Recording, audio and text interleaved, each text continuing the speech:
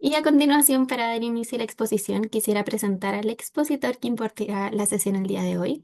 Su nombre es Gabriel Peña Sierra, es psicólogo de la Universidad de Pamplona, tiene magíster en arte terapia de la Universidad del Desarrollo con enfoque en procesos terapéuticos a través del arte en contextos clínicos y comunitarios.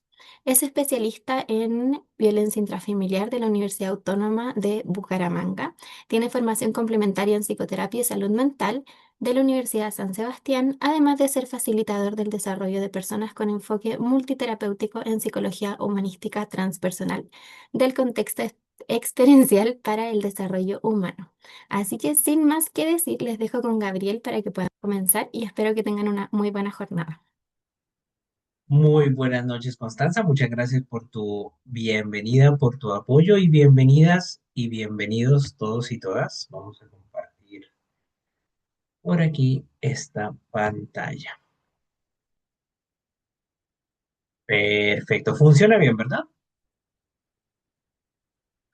Fantástico. Muy bien. Eh, en orden de ideas, nuevamente bienvenidas y bienvenidos a... Hoy vamos a hablar de un tema bastante particular, bastante interesante que tiene que ver con la lógica del juego.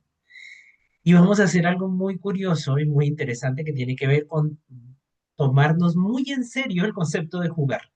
A propósito que jugar es una palabra o un concepto que en general se orienta y se comprende como una perspectiva más espontánea, más libre, que no tiene estructura, que en general para disfrutarlo implicaría la posibilidad de que sea completamente libre, eh, sin que tenga ciertos elementos, como que lo delimiten o lo encuadren. Y eso le pasa también a la arteterapia un poco.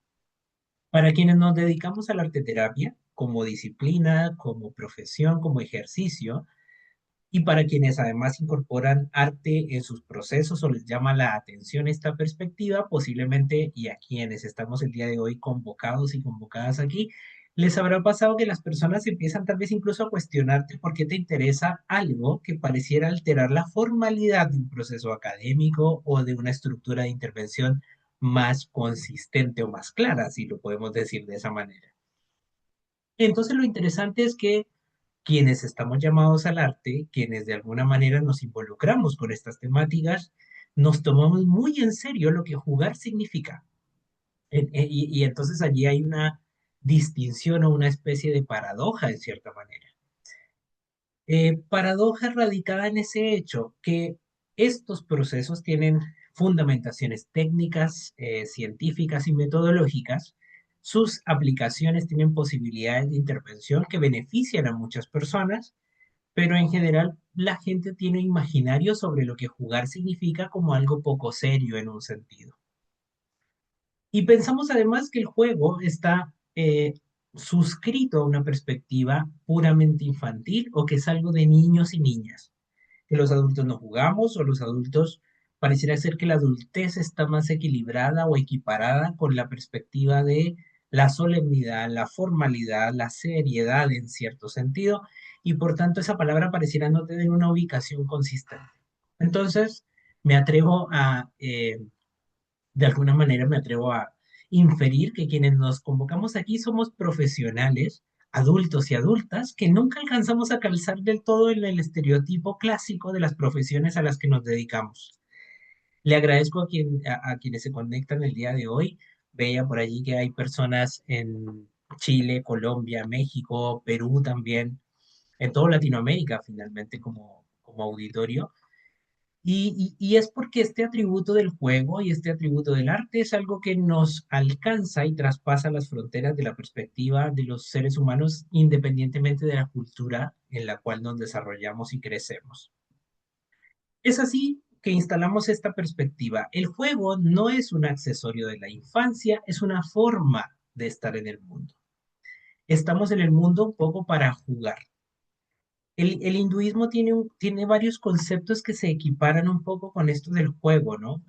El hinduismo instala un concepto inicial que es la lógica del maya, que es la instancia de una ilusión. Nuestra perspectiva mental es una ilusión. Y el lila, así lo llaman los hindúes, Es el juego constante del universo en el que desempeñamos roles, acciones, perspectivas, nos preocupamos, nos complicamos, nos tomamos en serio este juego y al final lo trascendemos en otro sentido. Les menciono esto porque incluso una de las principales religiones de lo que en la historia de la humanidad convoca, ha usado una palabra equivalente a la existencia del humano como juego. Y entonces estamos hablando de algo profundamente serio y profundamente importante. Es una temática que nos daría para conversar mucho al respecto, pero nos vamos a referir a tres puntos muy concretos: al concepto del espacio potencial que Winnicott en 1968 construye y dinamiza a partir de esta dinámica intrapsíquica desde la teoría del psicoanálisis, desde la cual él provenía. Hablaremos un poco del estado de flujo de Csikszentmihalyi, que es una actualización en lo que estos conceptos que parecieron provenir desde perspectivas epistemológicas distintas se conjugan y dialogan para tratar de entender la naturaleza de una elaboración simbólica, la naturaleza de un vínculo que puede ser construido desde este escenario. Y eso es un poco lo que vamos a intentar hacer. Es así que nos competen cuatro objetivos ambiciosos, y es el primero, explorar una relación entre arte-terapia y terapia de juego, entendiendo que desde la terapia de juego como metodología habría mucho que decir, y voy a suscribirme solo a conceptos muy puntuales, y dentro de ese marco son disciplinas con territorios clínicos comunes y a su vez que tienen ciertas convergencias o divergencias, especificidades metodológicas, donde aquí lo importante, y que espero que nos quedemos al final con la idea de aquello, es que no son solo un asunto de técnicas, que es lo que a veces las personas se imaginan. En las distintas profesiones de las personas que a lo mejor estamos hoy aquí: psicología, psiquiatría, salud mental, trabajo social, educación, artistas visuales, es decir, personas desde distintas perspectivas, entendemos que no se trata solamente de replicar una estrategia, sino de una manera de entender la perspectiva de relación con los otros. Y la idea va a ser entender cómo el juego es algo que está instalado a lo largo de la vida, cómo jugar es algo que promueve el desarrollo humano y cómo jugar se parece profundamente a los procesos creativos y a los procesos expresivos de los cuales el arte terapia como metodología se vale y se sustenta de manera clara para avanzar y acompañar personas y también para desarrollar procesos de investigación y procesos a nivel técnico también que pueden dialogar con distintas poblaciones, grupos o individuos y también con distintas profesiones, que eso es lo interesante que tiene esto.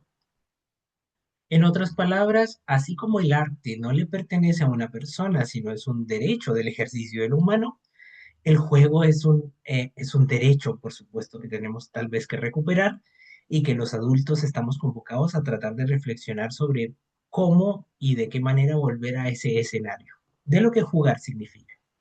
Entonces, para eso vamos a usar esos conceptos: el espacio potencial de Winnicott y la experiencia de flujo de Csikszentmihalyi, como para tener ciertos puntos de referencia de la teoría, si lo podemos ver desde esa perspectiva.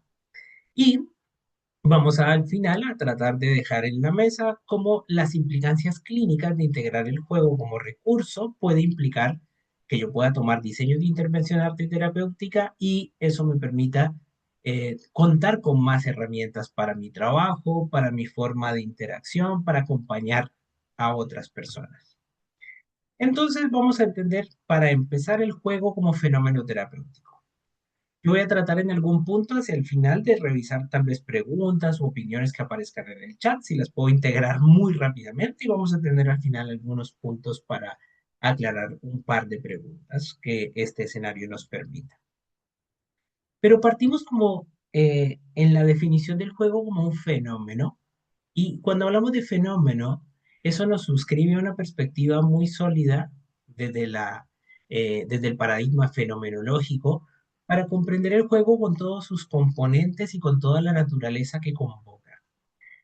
Entonces, vuelvo y lo refiero: las personas que se han interesado o que nos interesamos en entender aspectos de la terapia de juego y los recursos de lo que jugar, la lúdica, el disfrute o el goce o las actividades mismas que uno hace sin ningún propósito, que se puedan desarrollar y promover, se han podido sistematizar conceptos muy puntuales y dentro de los cuales es como, vuelvo y lo digo, tomarse el juego muy en serio.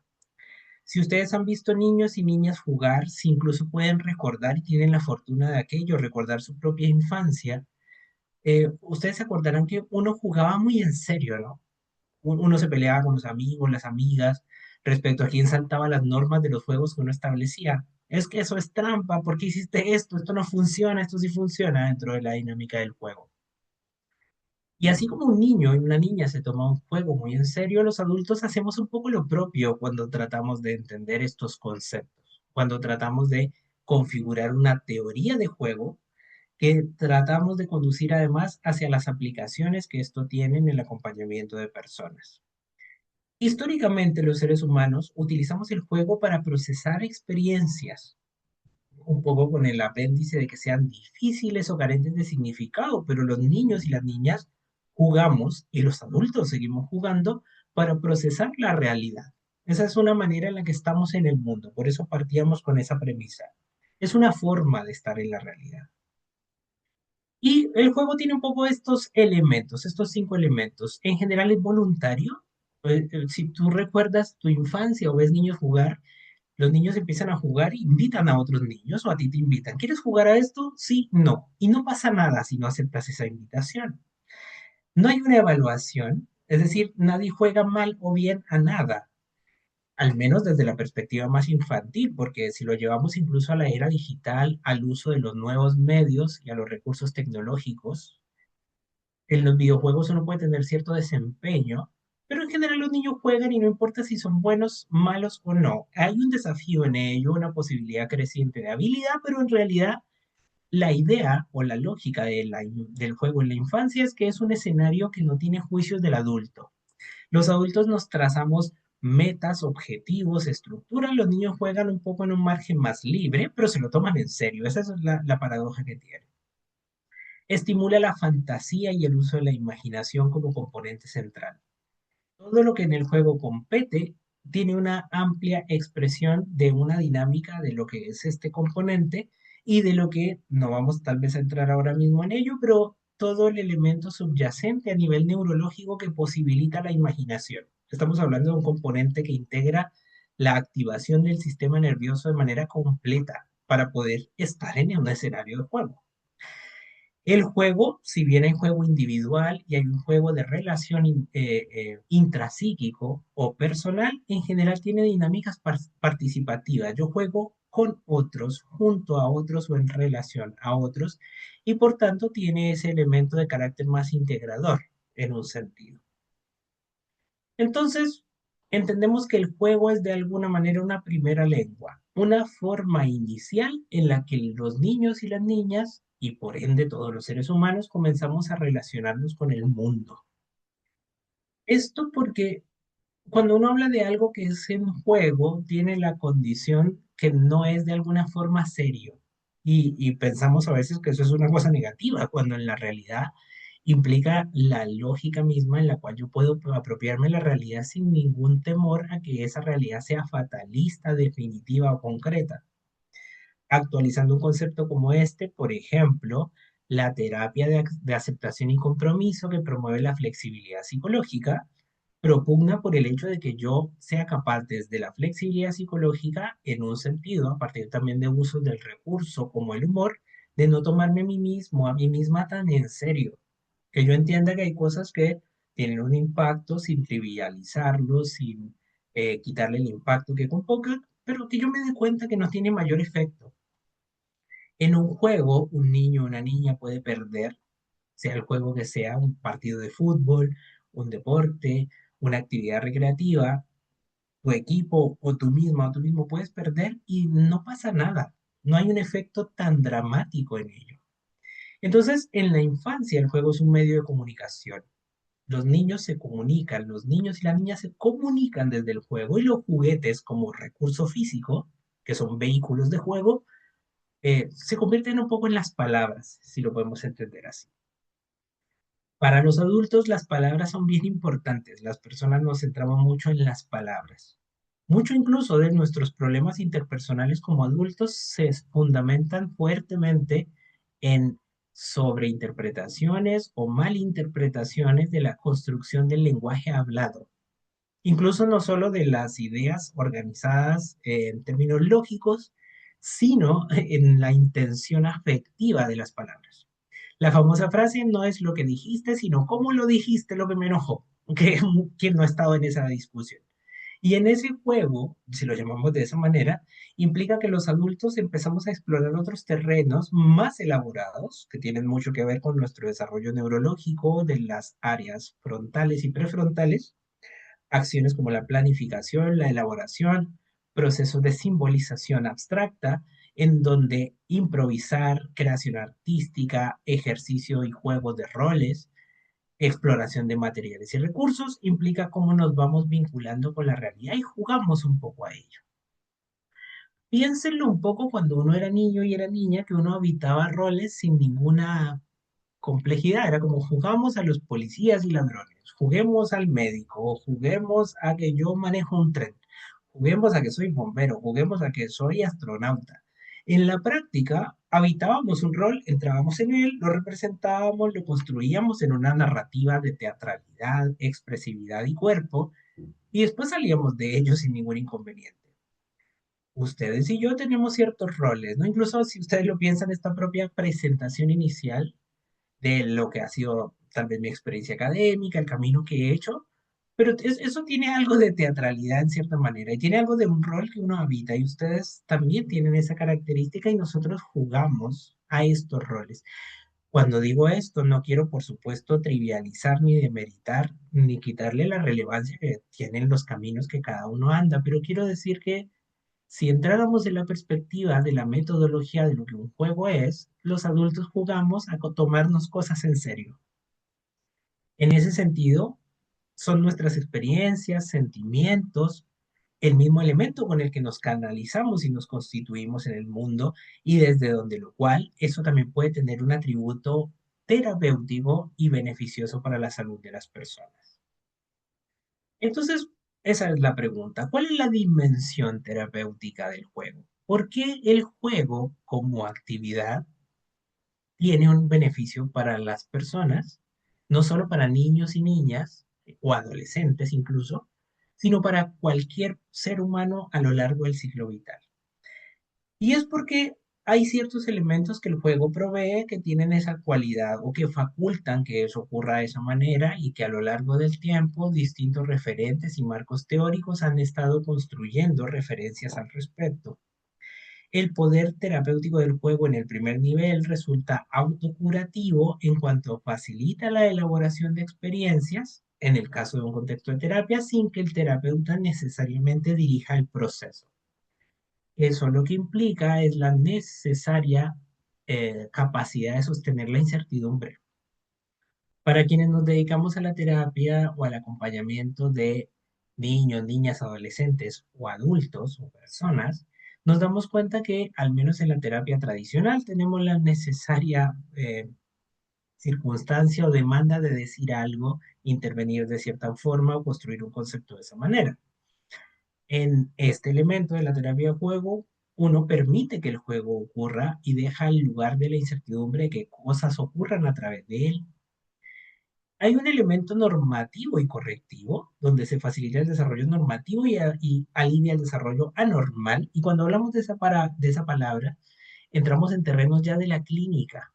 Por ejemplo, el desarrollo moral de Colbert como teoría, donde se entiende que los niños pasan por ciertos hitos de desarrollo.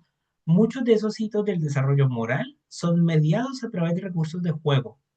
Si ustedes ven niños jugar, o si recuerdan, y tienen, insisto, esa fortuna de recordar su propia infancia de juego, se dan cuenta que los niños incluso se censuran, se castigan o se modelan en un ejercicio eficiente de socialización.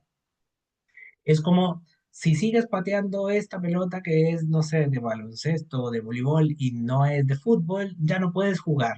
O si sigues haciendo esto, te sacamos del grupo. Hay ciertos mecanismos que empiezan a crear herramientas y habilidades para los niños. El componente expresivo y relacional que está íntimamente vinculado es por la naturaleza misma de que yo en el juego habito un rol y desde ese rol puedo ser un poco quien yo quiera ser. No en vano ese es el eslogan de Barbie, ¿no? Sé quien tú quieras ser. Estos alcances que yo puedo hacer a la cultura pop, de hecho, radican en la naturaleza de que incluso las lógicas de la venta de juegos a todos los niveles, sean juegos físicos o videojuegos, parten de la perspectiva de comprender esto a la profundidad misma. Yo puedo desde eso que no puedo nombrar o desde lo que yo no puedo comprender, verbalizar o construir representaciones sobre la ansiedad, hostilidad, frustración o malestares emocionales. Puedo representar roles y perspectivas que pueden haberme afectado emocionalmente y en ese vínculo se puede establecer la naturaleza de una alianza que puede ser terapéutica directamente. Y esto promueve elementos de autorrealización entendiendo la autorrealización como la capacidad y la tendencia al crecimiento que todos los seres humanos tenemos. Entonces, hay habilidades relacionales que se ponen en juego, valga al alcance, en la terapia de juego. Lo que uno, si tratara de entender que tú pones un escenario de juego, y aquí ya quisiera llevarlas y llevarlos a pensar en su propio ejercicio profesional, acompañando tal vez niños, niñas, adolescentes, adultos, adultos mayores, en la perspectiva más amplia de individuos, colectivos, grupos, instituciones, en roles como terapeutas, psicoterapeutas, artistas que desarrollan procesos de este mismo elemento en lo individual y grupal, instituciones educativas, instituciones de cualquier denominación, eh, carácter de desarrollo social, por ejemplo, en todos esos elementos tú puedes tomar una perspectiva más flexible de lo que el juego es para tratar de proponer lo que estas habilidades siempre implican. Si vuelvo a esta analogía que les construía citando eh, y de forma muy superficial, por supuesto, la cosmovisión del hinduismo, en este juego que yo propongo como terapeuta de mi persona o como profesional que acompaño seres humanos, yo, por supuesto, acompaño una conducta, reflejo sentimientos en los otros, puedo reflejar contenido de aquello de lo que las personas juegan en el momento en que interactúan desde el juego, construir la autoestima al validar las formas en que los otros participan de estas dinámicas de encuentro y de juego, devolver la responsabilidad, es decir, que la persona pueda hacer por sí misma cosas. Es un clásico que algo ocurre cuando, por ejemplo, estamos intentando armar un aparato, un rompecabezas, un recurso, y uno empieza a tratar de decirle al niño, a la niña, por ejemplo, que el niño te pide, hazlo tú por mí, es como, hagámoslo juntos, hazlo tú primero y probemos alternativas conjuntamente.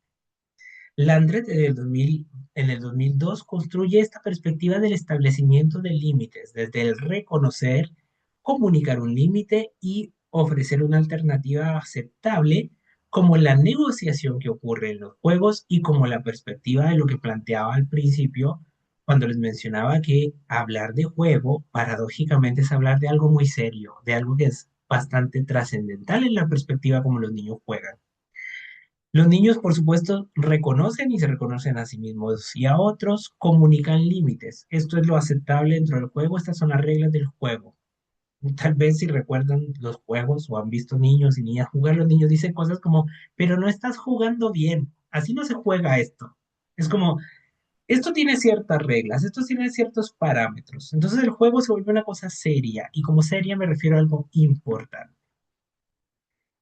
Entonces, el juego es inherente al desarrollo de los seres humanos y aquí aparece este concepto del espacio potencial y el espacio transicional de Winnicott. Winnicott, recordemos, o como por ponerlo en la referencia, y desarrolla a partir de los fundamentos del psicoanálisis una teoría que plantea la manera en la que ocurre el desarrollo psíquico del niño en relación con el adulto de referencia, en este caso la figura de la madre, pero los adultos de forma más amplia y donde configura esta teoría de la transicionalidad. Esto nos sirve para tratar de comprender en la teoría y teorizar sobre cómo funciona el desarrollo de la mente y ofrece conceptos muy específicos que nos permiten explicar por qué el juego como elemento se configura como una zona intermedia de experiencia, un lugar de cultura, decía Winnicott, donde el juego y la creación artística son más o menos la misma cosa. Si uno lo piensa de forma más rápida, y aunque esto nos deslizaría en el tobogán de la filosofía y la teorización de de los procesos mentales, podríamos decir que en general hablamos de lo intrapsíquico o la realidad interna, lo intrínseco a a la naturaleza de la mente. Ahí aparece la teoría más psicodinámica, elementos de la teoría del yo, elementos de la naturaleza de la teoría también de la personalidad y la realidad externa. Eh, Eso implica la siempre tensión dialéctica, por ejemplo, en quienes implican la naturaleza de la experiencia del mundo a través de la razón, como lo que decía Descartes, como una apreciación de la realidad a través de los sentidos. Los seres humanos siempre hemos pensado que hay una afuera y una adentro, si lo decimos de forma más simple, y por eso la teoría de Winnicott ofrece esto que es un espacio potencial o una zona de transición donde ocurre el mundo externo, yo lo asimilo y lo integro, y esa integración me permite configurar significados, generar un mundo de simbolización y donde asimilo aspectos de elementos de cultura. Esto también fue bastante relevante, aunque no voy a entrar mucho en detalle en ese aspecto ahora, pero para que lo tengan en mente, es cercano a las definiciones que Vygotsky construye sobre las nociones de la psicología y sobre todo cuando hizo alusiones a la psicología del arte. ¿Para qué sirve el arte o por qué los seres humanos hacemos arte? Entonces, lo que implica la transicionalidad es separarse y comprender la diferencia entre quién soy yo de la figura de la madre y de quién soy yo respecto a la figura de lo social o el mundo. Y esto plantea la perspectiva de ir del objeto transicional a la creación artística. Lo que Winnicott definía como un objeto transicional, lo definía él como la primera posesión, no yo, cuando el niño es capaz de entender que él es algo ajeno y más allá a lo que la madre es. Recordemos que el psicoanálisis afirmaba o partía de la premisa que el niño y la madre estaban en un espacio de fusión y que la noción de la diada o la construcción diádica ocurría en el tiempo.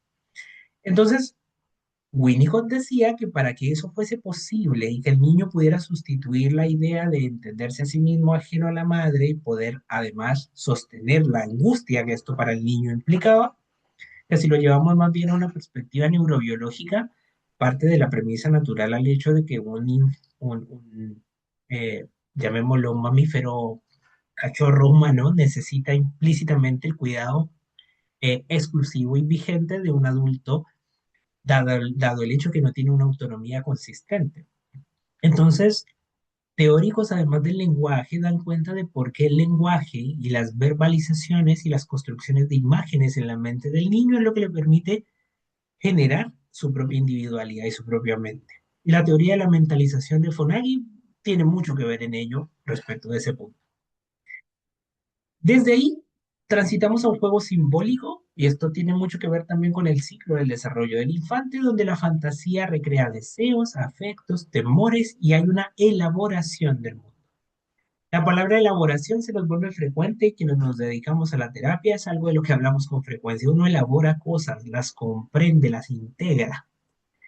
Pero eso requiere que exista un fenómeno transicional, que yo pueda mediar el continente de ideas de mi experiencia intrapsíquica con la realidad exterior y que el pensamiento ordene esa configuración. Y entonces, materiales artísticos son un fenómeno, un producto, una circunstancia y un recurso que van a ser vitales para que yo pueda elaborar esa representación. Los niños y las niñas juegan todo el tiempo y los niños y las niñas hacen arte todo el tiempo. De hecho, el mismo Picasso lo decía, finalmente un artista es solamente un niño que nunca, un adulto que nunca dejó de ser niño, un adulto que nunca modificó su perspectiva de cómo comprende el mundo. Entonces, dentro de la perspectiva que aquí se plantea, en las lógicas que Winnicott comprendía, él decía que de los 0 a los 6 meses había una relación de simbiosis profunda entre la madre y el niño, que posteriormente de los 6 meses hasta los 8 meses, esto tiene también, entendamos que esta teorización de Winnicott era bastante más intuitiva en cierta manera, pero con los alcances que tenían las definiciones de la teoría en ese caso, pero que hoy se correlaciona incluso con la misma evolución neurobiológica de la estructura cerebral del infante, cómo las estructuras biológicas le van permitiendo asimilar la realidad con las propias experiencias que eso compone. Entonces aparece una sensación de distinción entre que yo no soy mi madre ni mi madre y yo, o la figura de apego, llamémoslo de forma más amplia, y eso permite la primera construcción de identidad. Y aparece ese binomio, esa diada maternante y bebé, y eso configura una noción intersubjetiva. De los 8 meses en adelante aparece la noción del objeto transicional, lo que en Chile se le entiende como el tuto, como la manta, como un objeto, el típico peluche, la cobija, la frazada, un objeto que el niño comienza a generar como un sustituto, incluso coincide además a veces dentro de las transiciones más amplias a cuando el niño además tiene que pasar por la experiencia de ya no ser amamantado y que empieza a ser eventualmente alimentado a través de un biberón, una mamadera, como se le dice en Chile, un tetero directamente, y cuando además después se le tiene que quitar ese insumo, cuando el niño comienza a crecer. Siempre las transiciones hacia el desarrollo están acompañadas de ciertos objetos en la realidad. Y eso nos implica entender el espacio potencial como la zona intermedia de experiencia que permanece activa durante toda la vida, que es territorio de cultura, juego y creación. Eso significa que ustedes y yo mismo, todavía en el presente con la edad que tengamos y hasta el fin de nuestros días, al menos bajo la perspectiva de Winnicott, seguimos sujetos a estados transicionales y por tanto usamos objetos de mediación transicional. Por poner un ejemplo muy tal vez pedagógico, pero muy básico, es como cuando terminas una relación de pareja y una parte de ese proceso implica cuando te deshaces de las cosas de tu pareja. Lo que te regaló, las fotos, las cosas, tengo que devolverle sus cosas y mis cosas. Esos objetos están cargados psíquicamente de la representación del otro. Y de alguna manera hay una construcción intersubjetiva y hay una construcción de mediación a través de esos objetos. Lo que esta premisa nos permite construir es la idea de que hay un mundo interno versus una realidad externa que además dialogan desde el cuerpo y desde lo que entendemos como esta envoltura sonora o esta envoltura más sensorial, incluso si lo alcanzamos a percibir de esta manera, como aquí hablan de lo sonoro porque Winnicott partía de la lógica de la distinción entre la voz interna del infante y la voz de la madre o la voz del otro en el adulto.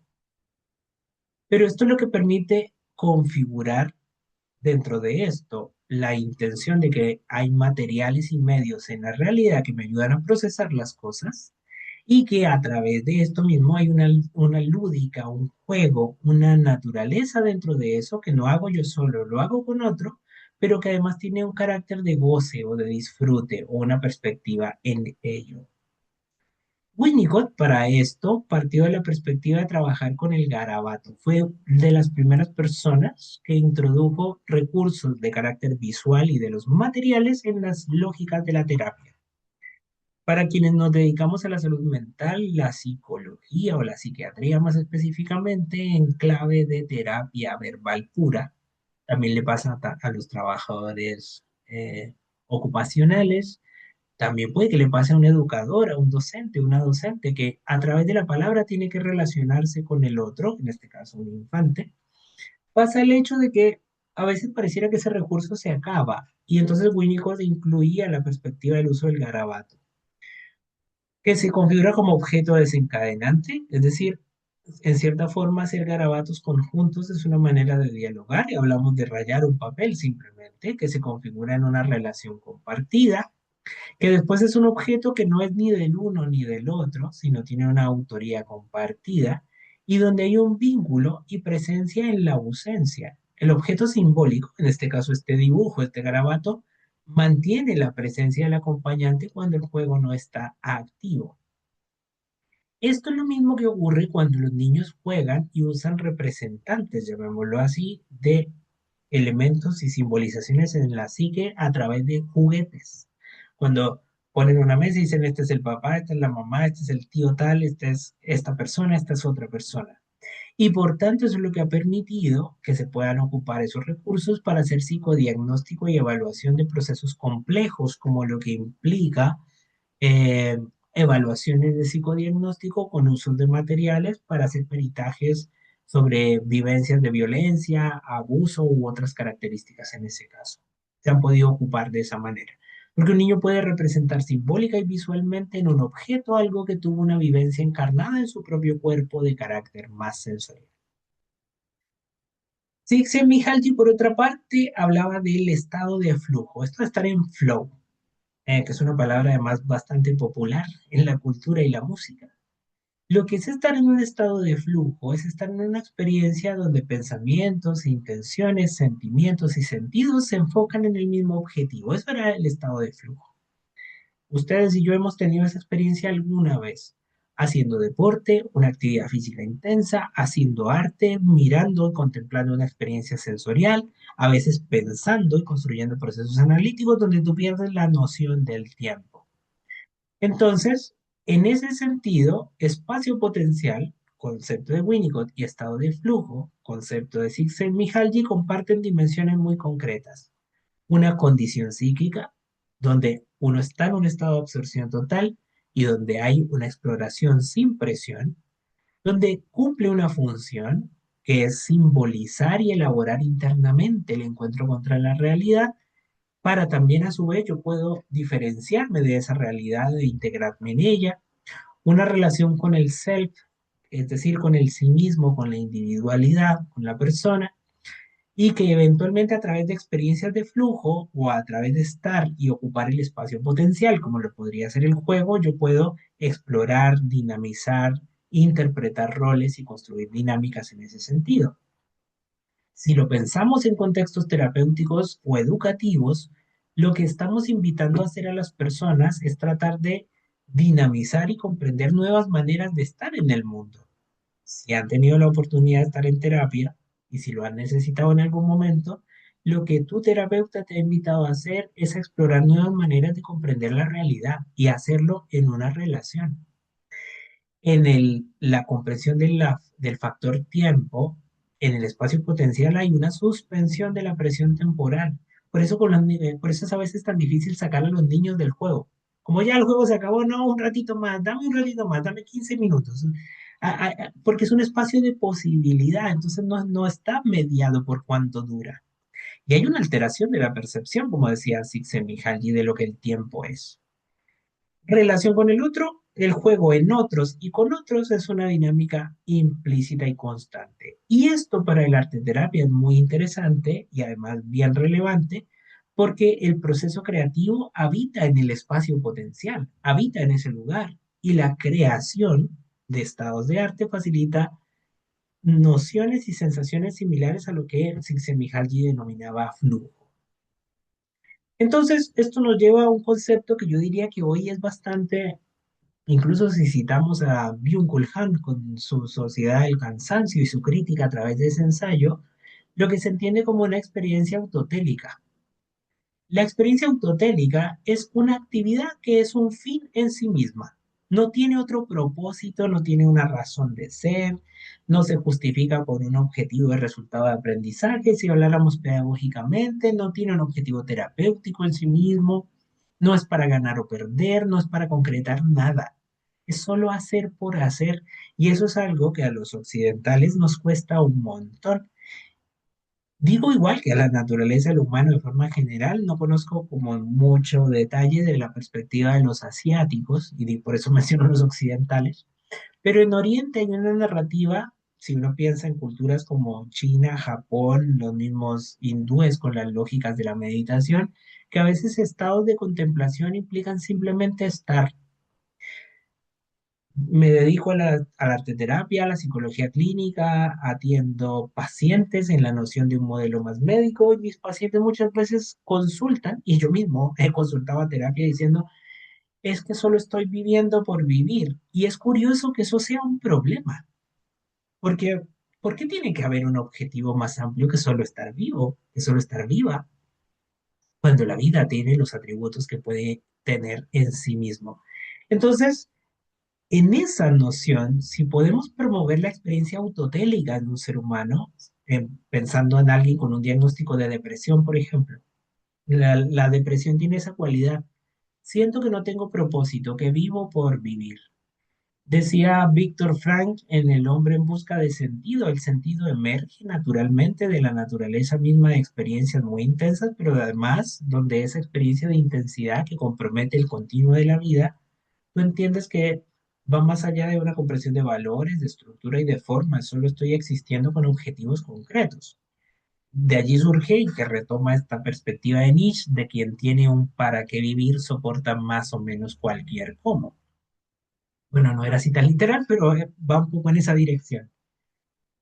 Una experiencia autotélica resulta fundamental. Si tú ves niños y niñas jugar, los niños y niñas juegan con la intensidad misma como si en ese juego les fuera la vida. Y se pelean y se enojan y ya no vamos a ser amigos, el juego se acaba y siguen tan amigos como siempre. Entonces, tal vez lo que el juego como metodología y perspectiva nos está invitando a eso, a recuperar esa capacidad. Y entonces aquí empieza un aspecto interesante que nos convoca para las lógicas del uso en espacios terapéuticos, educativos, pedagógicos o de una índole general, incluso la propia experiencia artística, si tal vez quien me escucha es un artista o una artista visual, o un músico o alguien que se dedica a las artes. Uno necesita contexto y el encuadre se vuelve una condición de espacio potencial donde tiempo, espacio, roles y tarea tienen unas definiciones muy concretas.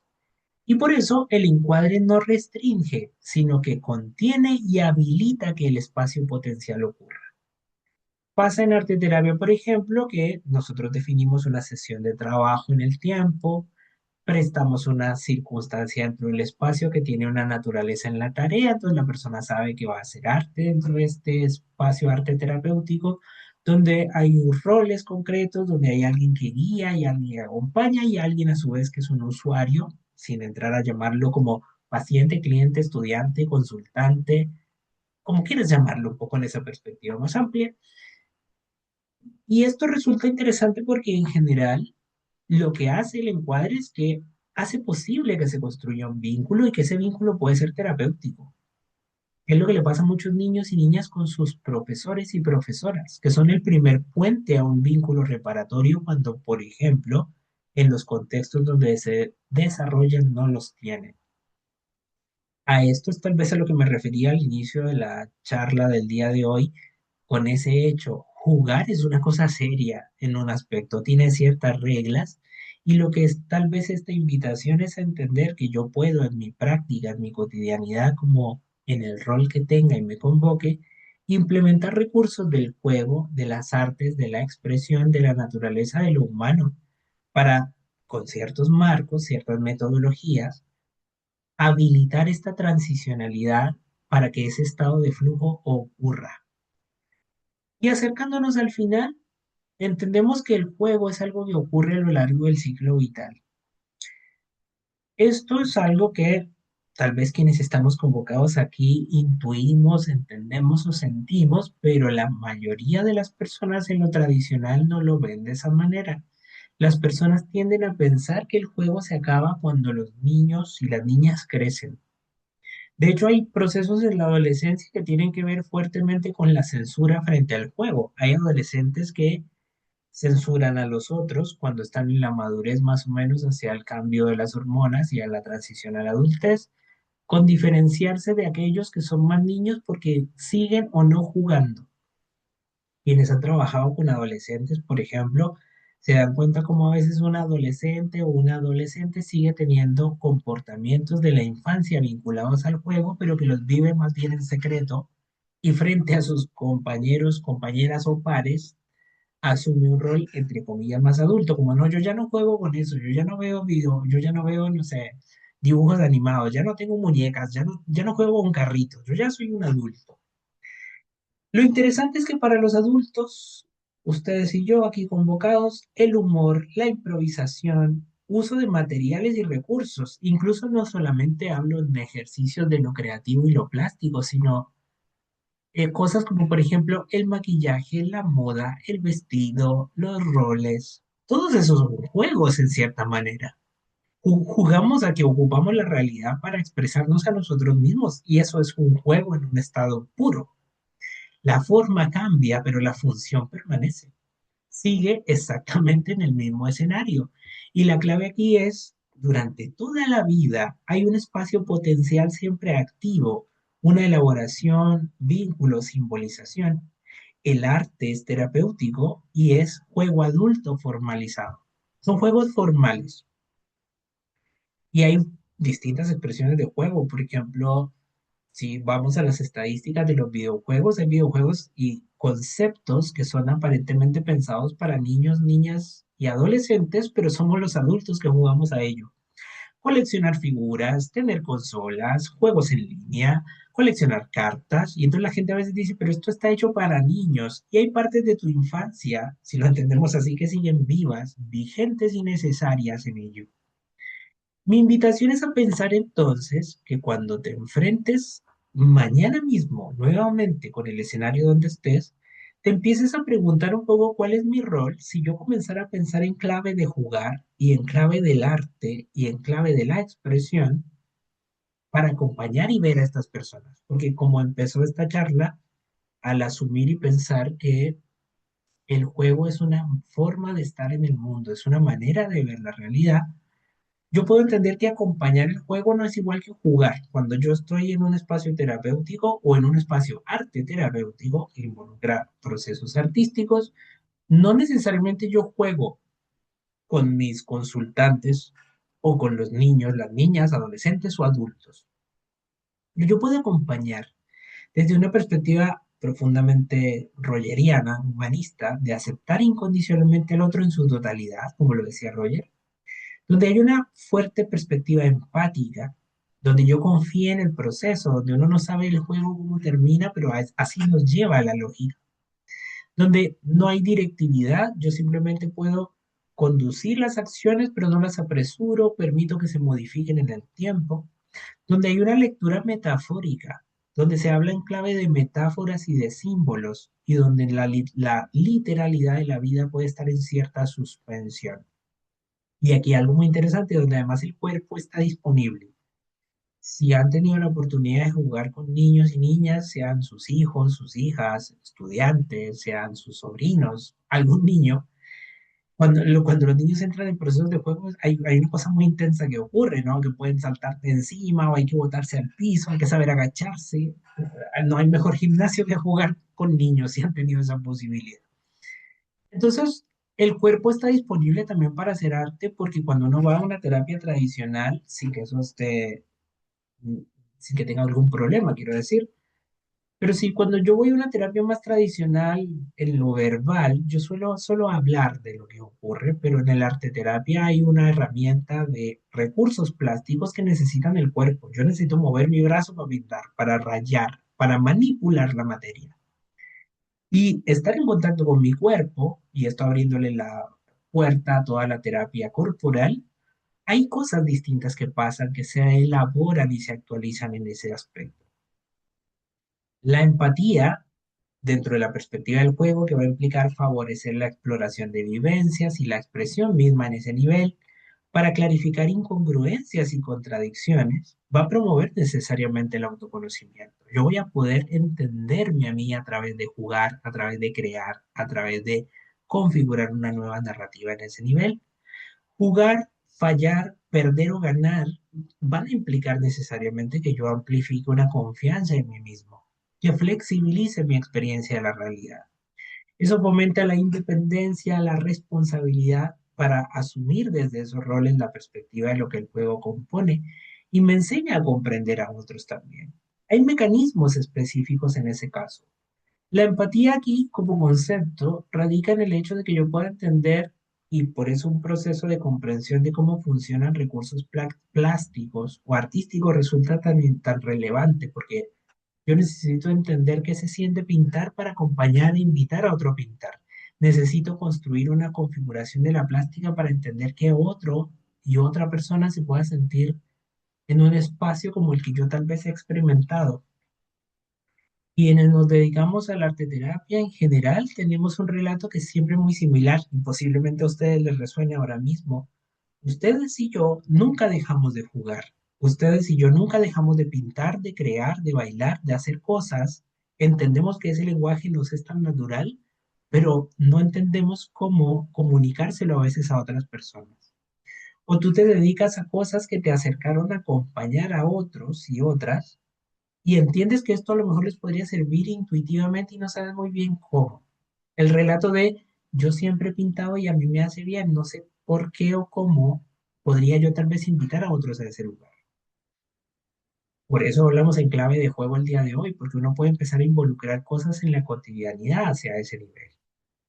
Así, arte, terapia y juego se vuelven un continuo terapéutico, guardando las proporciones que la arteterapia como disciplina es una estructura metodológica, práctica y teórica, así como lo es la teoría de juego, que tiene metodologías muy concretas eh, y formas y aspectos de trabajo muy particulares, comparten una lógica de continuo, porque los terapeutas de juego usan juguetes, muñecos, títeres materiales, expresión plástica y los arteterapeutas creamos instancias del uso de esos recursos sin que hayan consecuencias dramáticas a veces en la representación y que la simbolización le permite a la persona saltar desde esas comprensiones a la realidad y transformar su vida en una perspectiva más amplia, más dinámica, donde procesos creativos, la creatividad misma para existir en el mundo, me permite encontrar soluciones, recursos y alternativas.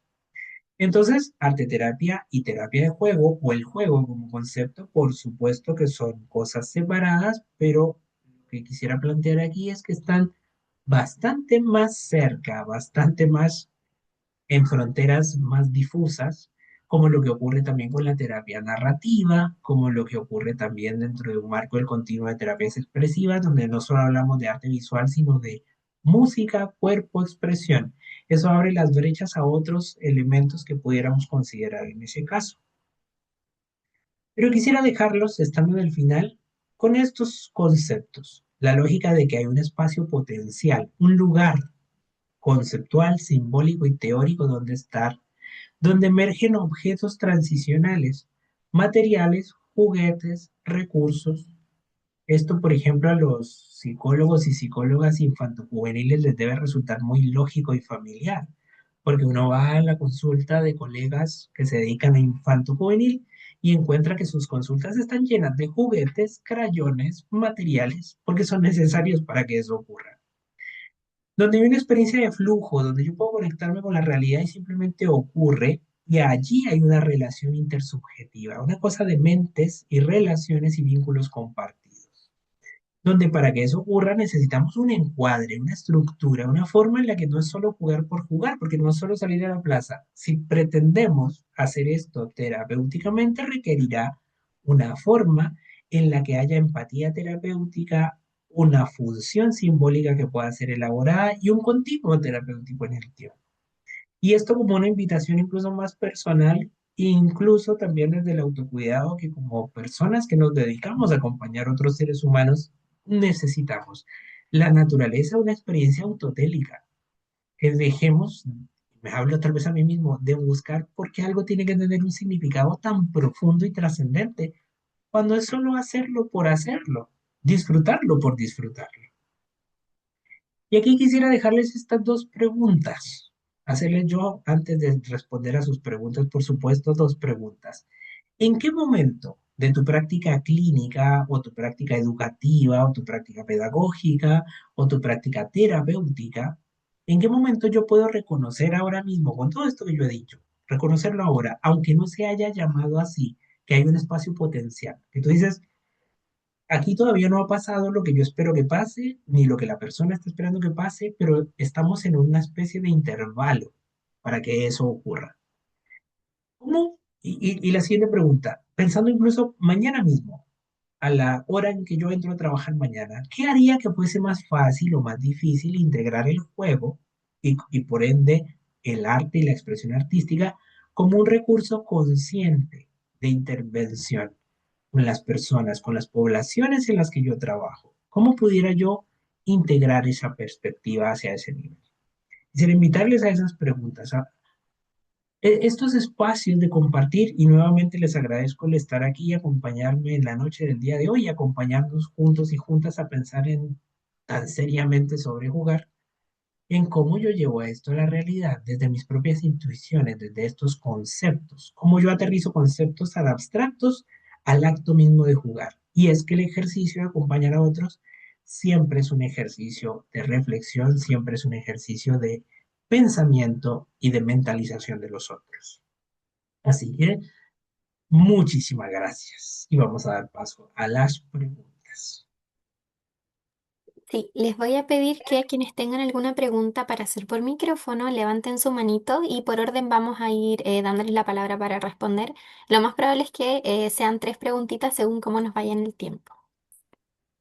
Así que les doy unos segundos para que levanten la manito y bueno, decirles mientras tanto que la presentación y la grabación y el PPT van a estar disponibles en la página de Adip, porque vi por ahí un par de preguntitas. Bueno, vamos con Rocío.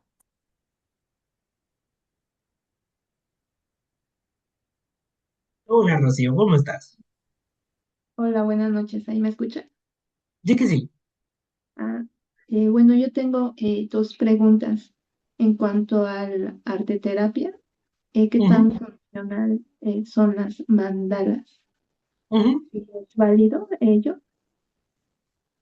Sí, lo que pasa es que los mandalas tienen una cualidad primaria en su definición, incluso que es un atributo de las prácticas orientales, sin suscribirlas concretamente a nadie, pero hay mandalas en el budismo, hay mandalas en su configuración como representaciones de la conciencia y el cosmos desde esta circularidad, pero además tenemos la belleza latinoamericana de encontrar cuadernos de mandalas que los venden en la vereda a las salidas del metro, no sé, en Santiago, yo vivo en Santiago de Chile y pasa eso, ¿no? Uno encuentra cuadernos de mandalas en la feria. Eh, lo que ocurre es que a veces se le llama rápidamente arte terapia al acto mismo de hacer mandalas y podemos entender que el arte tiene un atributo terapéutico por solo el hecho de hacer arte, pero no el arte por sí mismo sana. Ese es un debate interesante, porque si así fuese, Van Gogh, por ejemplo, no hubiera tenido una vida tan dramática e intensa como la que tuvo, ¿no?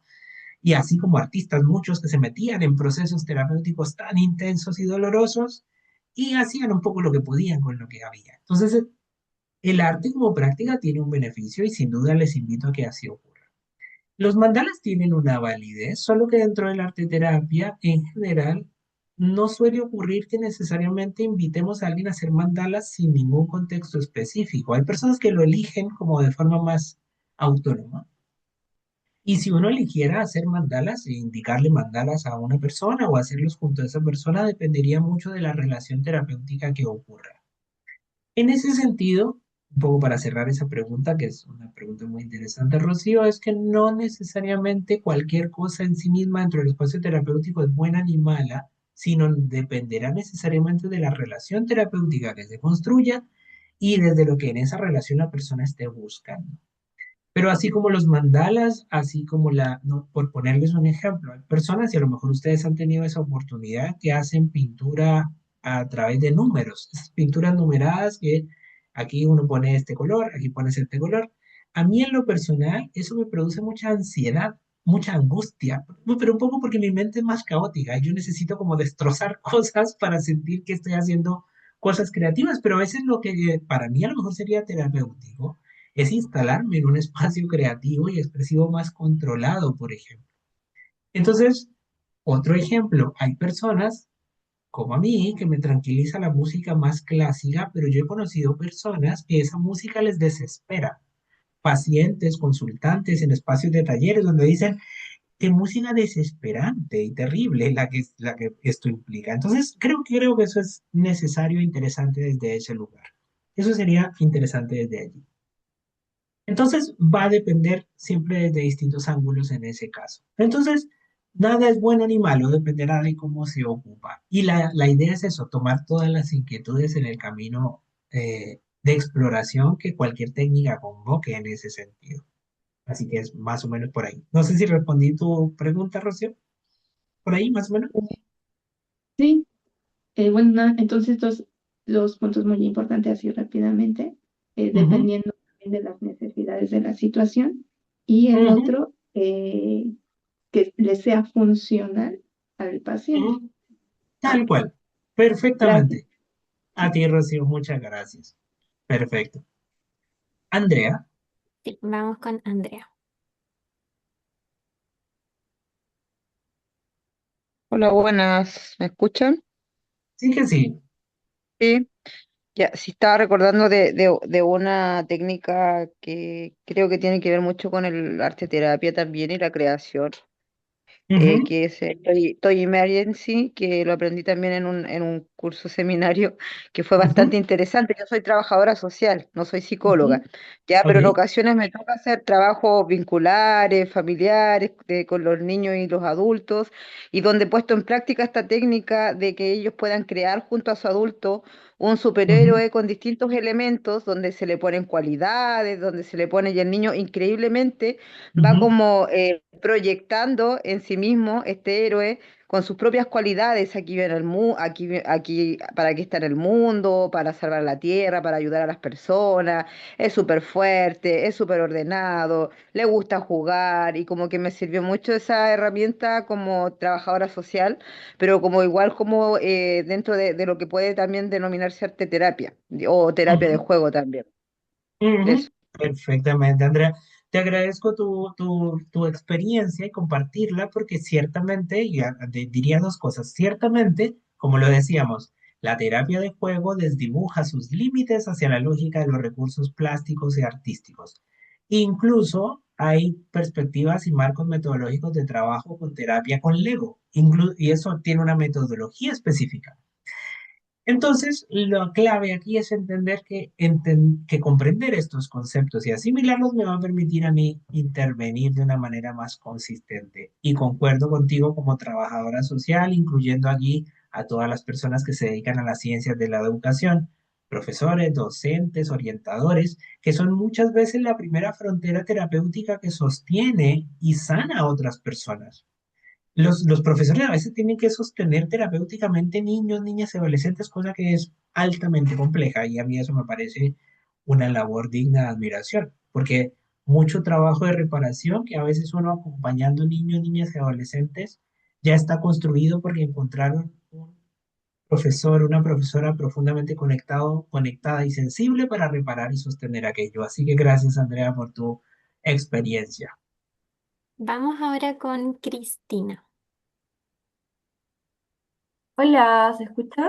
Hola, Cristina, ¿cómo estás? Sí que sí. Hola, bien, gracias. Bueno, primero que todo, muchas gracias por la presentación. Estuvo muy interesante y concisa. Bueno, para dar un poquito de contexto a mi pregunta, yo estoy recién trabajando con niños, siempre me he dedicado más al adolescente y lo adulto, entonces estoy recién descubriendo este mundo del juego, la arte terapia, y mi pregunta es como, ¿qué tan directivos tenemos que ser al momento de hacer una actividad? Por ejemplo, ya sea dibujo libre, ya sea arte terapia o juegos, porque me ha pasado que de repente el niño no sabe, yo le digo, ya, juguemos a lo que tú quieras, ¿qué se te ocurre? No, no sé. Entonces, después ya dibuja lo que quieras, no, pero es que no se me ocurre. Entonces, ¿qué Ujú. tanto influimos ahí nosotros como, ya, juguemos al papá y la mamá? O ahí nosotros, ¿qué tanto vamos dirigiendo como para no manchar igual de nuestro juicio en el fondo o para no, porque claro, yo como trabajo en adultos es más directo, pues así como, ¿qué piensas tú de esto?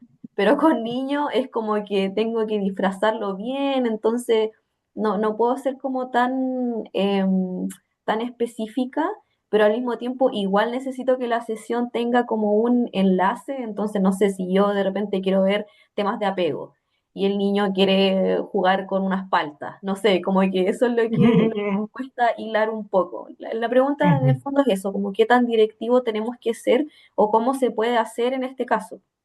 ujú, perfecto. En general, Cristina, entendemos que la arteterapia, los recursos arteterapéuticos o artísticos, y de hecho la terapia de juego oscilan, como tú muy bien lo has descubierto, en un polo extremo entre lo directivo y lo no directivo. Es decir, entre dejar al otro a la libre expresión de lo que ocurra allí o delimitar paso a paso qué es lo que va a pasar.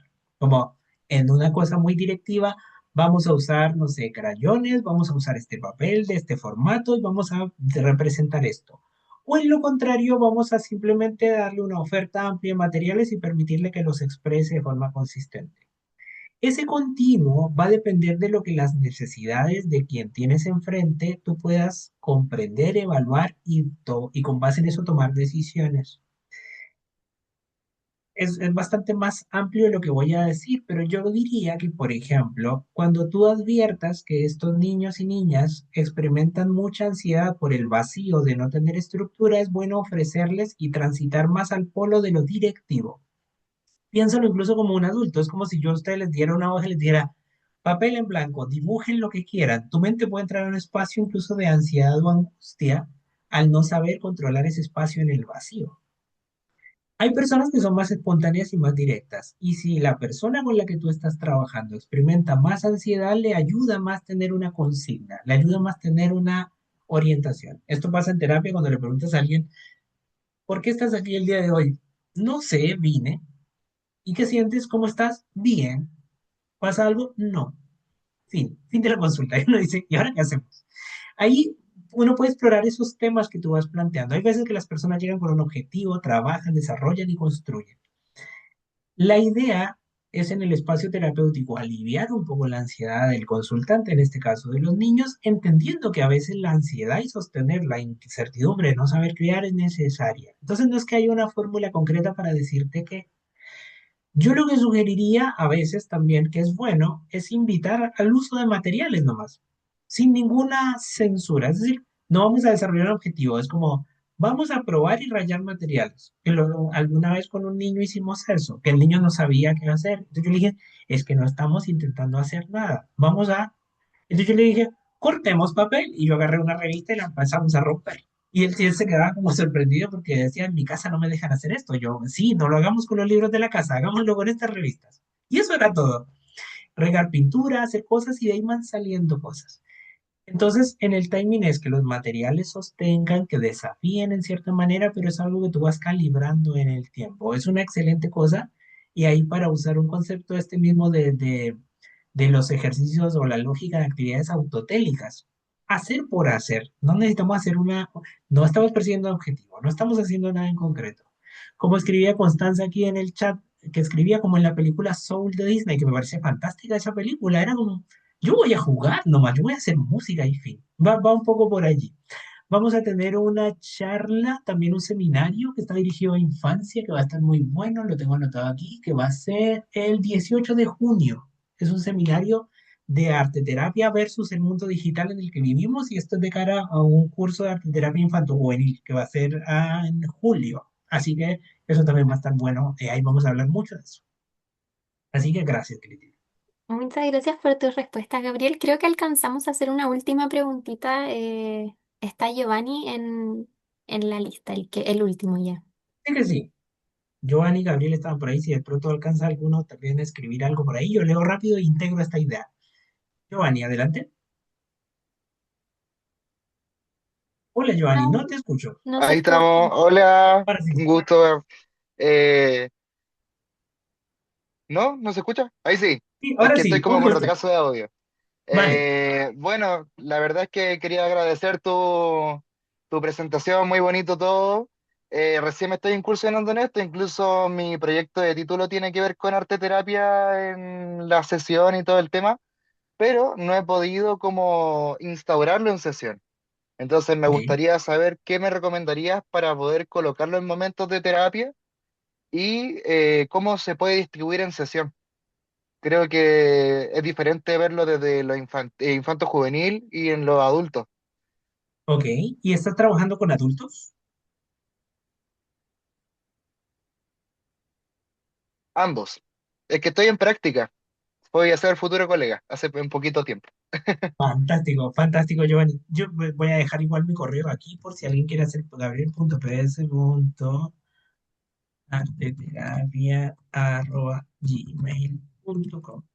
Ahí les dejo mi correo por si acaso, para que Giovanni o que quien quiera me pregunte más cosas, pero en simple, si tú quieres instalar cosas y dispositivos arteterapéuticos, implicará, por un lado, yo diría que integra perspectivas de prácticas artísticas tú mismo y empieza a practicar arte. Supongo que eso es algo que ya te ha pasado y por algo tienes este interés o esta intuición. Y diría yo que empieces a meter arte de a poco, como hay ciertos mecanismos y ciertas estrategias o ciertos recursos, pero que tú empieces a utilizar recursos artísticos en tu consulta y empezar a tener estos dispositivos. Como estás iniciando este camino, podría ser beneficioso que empieces a integrar tal vez consignas más concretas, donde haya una perspectiva más directiva, porque al ser más directivo, entre comillas muy gigantescas, tú en teoría vas a saber qué va a pasar, pero nunca uno sabe qué va a ocurrir. Esa es la gracia que esto tiene. Pero eso te da más control que menos control. Esa sería una Mm, perspectiva. sí. Si tienes preguntas, escríbeme y conversamos más en detalle un poco para entender mejor usuarios, mecanismos, dispositivos, objetivos terapéuticos y eso nos permite diseñar algo más en detalle, guardando las perspectivas éticas del trabajo con arte, lo que eso implica. Así que eso. Muchísimas gracias. Ay. Muchas gracias, Gabriel, te Un pasaste. gusto, Giovanni. Y Gabriel Bien. preguntaba, la última pregunta a responder, yo feliz hablaría hasta la 1 de la mañana, pero entiendo que eso no nos lo permite y Constanza también tiene que descansar y ustedes también. Gabriel preguntaba, ¿qué herramientas o métodos existen para medir el impacto luego de acompañar o implementar una experiencia de juego y o arte terapia? Este es diría yo, el núcleo del asunto del desarrollo de la investigación en arte terapia. Arteterapia, como disciplina, ha estado instalada fuertemente en procesos de metodologías de investigación de carácter más comprensivo o cualitativo. Hay investigación de carácter cuantitativo, pero la cuantificación y la medición cuantitativa de procesos de cambio o indicadores de cambio en psicoterapia, que es una línea de investigación concreta desde avances en psicoterapia y desde psicoterapias de carácter expresivo o a través del arte, hay poca investigación. En simple, uno encuentra mucha difusión de experiencias, casos y prácticas, que es lo que podemos entender no como una terapia basada en evidencia, sino evidencia basada en la práctica, que son dos formas metodológicas de comprender en la distinción de este mecanismo. Hay doctorados que están desarrollando investigación más consistente de carácter más en una rigurosidad de carácter más técnico o cuantitativo, pero la disciplina de la arteterapia está en pañales, diría yo, en ese sentido. Todavía nos queda harto camino por hacer. Se han hecho aplicaciones que yo tenga conocimiento, al menos aquí en Chile, por ejemplo, un estudio de aplicación de carácter cuantitativo sobre intervenciones arteterapéuticas en un contexto organizacional y se hizo una medición pre y post test. Lo que se evidencia y lo que tenemos evidencia, porque por ejemplo en el abordaje del trauma, hay este texto es muy bueno que se llama Trauma y Terapia de Artes Expresivas, que es como la Biblia de Katy Malchiodi, que este libro es fascinante. Bueno, esta mujer es fascinante, pero en ese mismo marco ella logró sistematizar muy bien y hacer alcances sobre cómo los avances en neurociencia permiten validar el uso y la implementación de características en ese contexto. Una última cosa, pasa que los procesos de cambio en psicoterapia son difíciles de medir por la lógica de que los seres humanos no podemos ser aislados en escenarios asépticos donde no se pueda adjudicar el cambio a otras cosas. Entonces, alguien alguna vez en una de estas seminarios dijo como, bueno, ¿y por qué no se puede hacer en Netflix terapia, no? Yo veo una serie y la serie me hace bien. Y a mí me ha pasado que yo a mi consulta llegan personas y me dicen, vi una serie que me cambió la vida, una película que me abrió la mente y produjo un cambio que yo llevaba, no sé, 11 sesiones tratando de fabricar. Lo que quiero decir es que la naturaleza humana es altamente compleja, pero que estamos apuntándole hacia allá y feliz que hayan más personas interesadas en esto y en investigación especialmente, que es un tema que me interesa un montón para que lleguemos a ese nivel. Es una excelente pregunta, Gabriel, un desafío vital. Necesitamos metodólogos de la investigación basada en las artes, cosa que es paradójica, pero en general es así. Así que eso es lo que podría decir hasta ahora. Eso daría para hablar en otra dirección sobre metodologías de investigación basada en las artes, pero hablemos de ello. Así que ahí tienen mi correo, escríbanme, yo me demoro en contestar, pero siempre llego, por si acaso, para que no digan, ah, le escribí y no me contestó. Algún día llego. De que te contesto, te contesto. Así que eso. Millones de gracias a todas y todos por estar aquí. Siempre es para mí esto un verdadero placer, un verdadero gusto. Si tal vez de los inscritos aquí, nos veremos también en el diplomado de arte terapia, nos veremos en charlas en el futuro y ojalá y nos encontremos en el camino, por supuesto. Gracias a, yo feliz de ir a México, a Perú, a Colombia, desde donde sea que estén, aquí en Chile, y gracias totales. Cuídense mucho y gracias Constanza por tu tiempo y disposición y moderación de este encuentro que sin ti y Adipa esto tampoco sería posible. Así que Mm, muchas gracias. Muchas gracias, Gabriel. Bueno, agradecerte por la exposición. Veo que la gente quedó muy, muy contenta. Y bueno, darte las buenas noches. Y Ujú. nosotros nos vamos ahora con el sorteo. Que estés bien. Cuídense mucho. Un abrazo. Chao, chao.